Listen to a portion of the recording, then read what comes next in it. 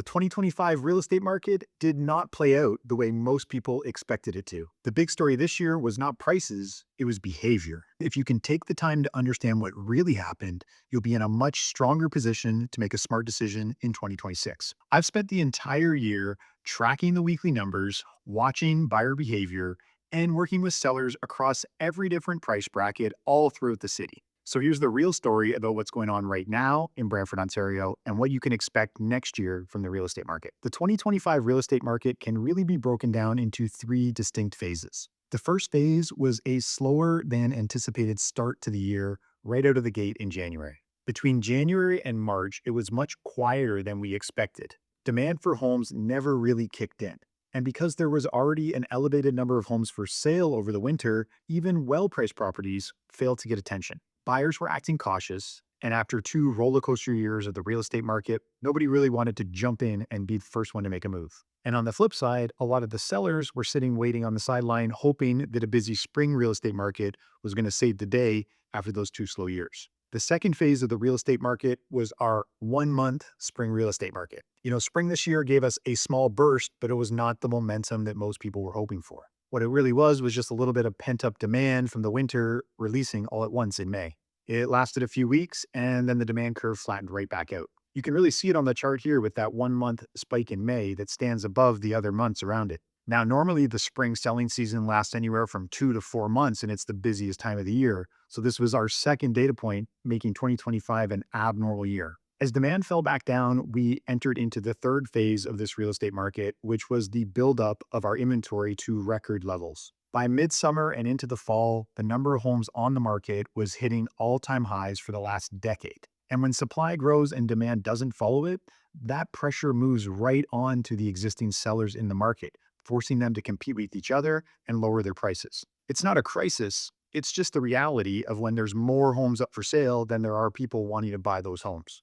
So for the second half of the year, we saw conditions sliding in favor of the buyers away from that seller's market we experienced just a few years ago. And that continued across most neighborhoods and most price points, right from that peak in May all the way down to where we are here in December. Now, what happens next year is really going to depend on how much inventory we hang on to over the winter, plus how many new fresh listings come on the market early in the year next year. Now, before we move on, let's look at what happened with house prices throughout the year here in Brantford. This chart shows the median sale price for homes in Brantford over the last 2 years. What's really interesting is prices have been surprisingly stable. Even with all the ups and downs in inventory and demand and the news cycle, the median sale price has been within this pretty tight range, hanging out right around the $600,000 level. But when you zoom into the last few months of 2025, you start to see some concerning dips. These aren't huge drops, but they're enough to signal that buyers are gaining some leverage in negotiations and sellers are adjusting their expectations and their prices.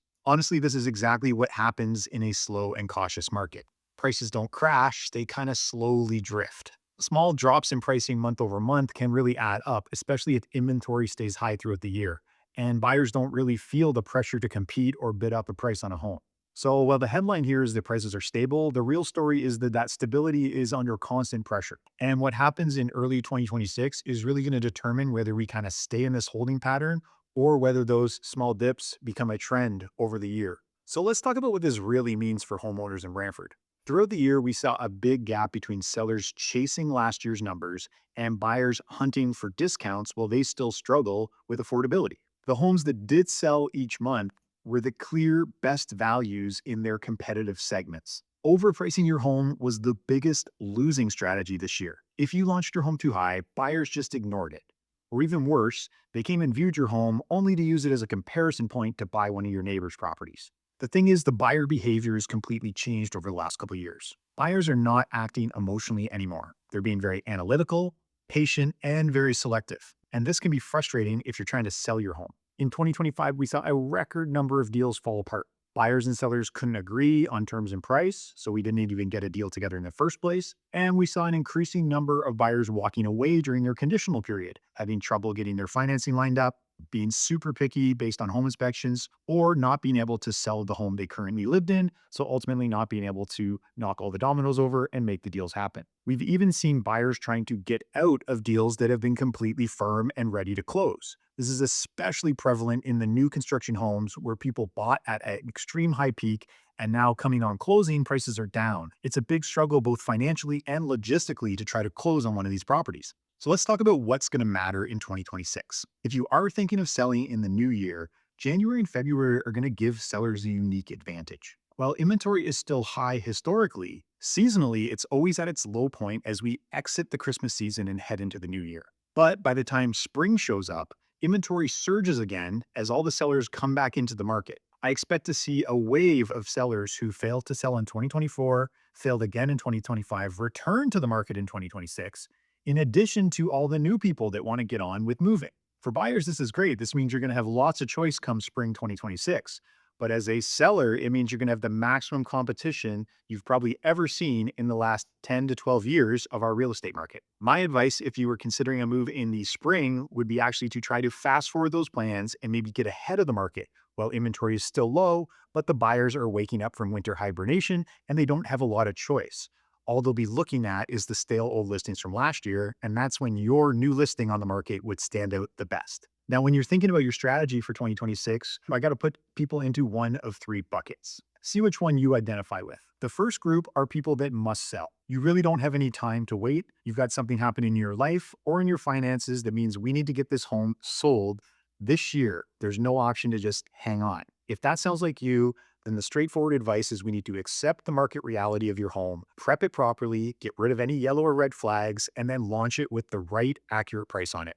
You do all that, you should have your home sold in 2 weeks or less. But if you miss any of these steps, it might be a long road and you could eventually see your sale price come down from where it would have been if you launched your home correctly. The second group are optional movers. Maybe you see an opportunity to make a move in this market, but you don't really have to move. And I totally get that. If a move is optional for you, but you want to check it out, the best thing to do is make a winning plan in advance so we can maximize both the win on the purchase and the profit on the sale. If you rush this process, you could find it not working at all or making two losing negotiations where you actually could lose tens of thousands of dollars because you positioned these two transactions wrong. In a slower market, having good strategy and advice is more important than ever. Now, the last group of people I interact with on a week-to-week basis are very long-term planners and thinkers. Maybe you've got a life change coming up, like a retirement or a downsize, or you're planning ahead for the next 2 or 3 years. Bravo to you. This is the smartest approach because the earlier we start talking, the more time we have to get your home market ready, which really matters. And also, you can be patient to time the ideal conditions here in our city, but also directly in your neighborhood. Being able to be in control of the timing of your sale could mean big difference on the sale price you get in your home and how smoothly the whole thing goes. So even if you're not thinking about a 2026 move, but maybe a couple years out in the future, I welcome a conversation about your plans and goals so we can make sure that you're on the right track. So I'm going to be watching the market very closely over the winter.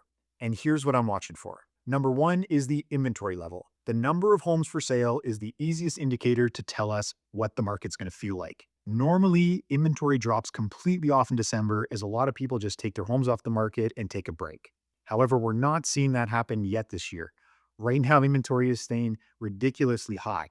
And if those sellers all decide to ride out the winter, we're going to be going into the new year at a very elevated level that will only increase as the spring market comes. And if that happens, it's going to be a slow start and potentially a very slow year before things turn around. The second thing I'm watching for is when the first wave of buyer activity starts in the new year. There's always a little surge of energy in January, and sometimes it lifts prices a little bit as we head into the spring market. I'm going to be watching this real time, week to week, to let you know exactly when it's happening. So stay tuned to the YouTube channel or get on my email newsletter list and you'll be the first to know. The third thing I'm looking for is consumer confidence. And this one's harder to track with statistics, but we get it by talking to people just like you about your situation and about how you're feeling about the overall economy. Right now, consumer confidence is pretty low. And that makes people not that excited to go out and buy a bigger house or potentially give you a solid offer on your home. So if we start to hear positive news stories about our economy, you start to hear about new home sales centers starting to have people buying new properties. These are all good signs in consumer confidence that people are making decisions about their future. If consumer confidence returns, People start buying bigger, nicer houses again. If it doesn't, the year's probably going to stay slow. So here's the wrap up in a nutshell.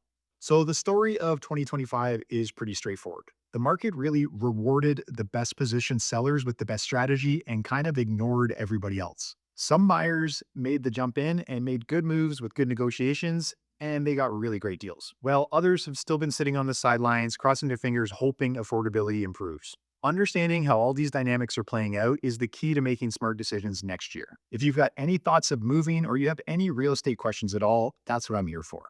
All my contact for information is here on the screen and right in the video description below. And I love meeting new people and hearing about your situation. I hope you and your family have a wonderful holiday season, a happy new year, and I look forward to speaking with you soon.